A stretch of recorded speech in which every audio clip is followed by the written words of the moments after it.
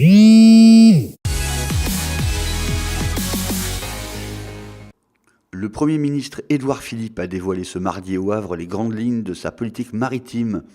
Au menu notamment, stabilisation fiscale des ports, efforts sur le transport fluvial, exonération de charges pour la marine marchande ou encore lutte contre la pêche illégale. Une multitude de pistes donc, mais pas d'annonces concrètes. En visite à Brest il y a 4 jours, Édouard Philippe n'avait pas formulé non plus d'annonces fracassantes. La Cantoche, le restaurant solidaire de Brest, devra bien quitter ses locaux actuels. Ainsi en a décidé la justice ce mardi à la demande du propriétaire des lieux. Le tribunal a toutefois donné à l'association un délai d'1 an avant son déménagement. La Cantoche a ouvert en mars 2016 et sert environ 70 repas par jour à des prix modiques modulés en fonction des revenus des convives. Les Restos du Cœur ont lancé ce mardi leur 33e campagne hivernale. En Bretagne, plus de 70 lieux de distribution vont accueillir plus de 40 000 bénéficiaires.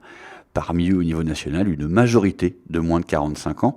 L'an dernier en Bretagne, ce sont près de 4 700 bénévoles qui se sont mobilisés. On peut toujours les aider en faisant un don sur restoducoeur.org. L'État vient de trancher, non, l'étang de Moulins-Mer à Logonade-Daoulas dans le Finistère ne peut pas être vendu. Lié à la mer par l'effet des marées, il est donc considéré comme appartenant au domaine public maritime. Il avait pourtant été mis en vente, au même titre que le bâtiment, un ancien hôtel puis café Dancing. L'agence immobilière doit désormais retirer de son annonce la référence à l'étang. Celui-ci avait été illégalement privatisé puis revendu depuis le début du XXe siècle.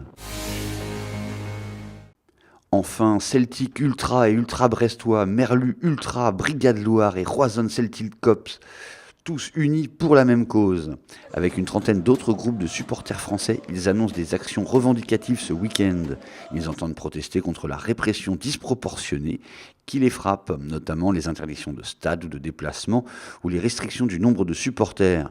Autour des grands clubs bretons, seul le COP Rouge de Guingamp ne s'était pas joint au mouvement ce mardi.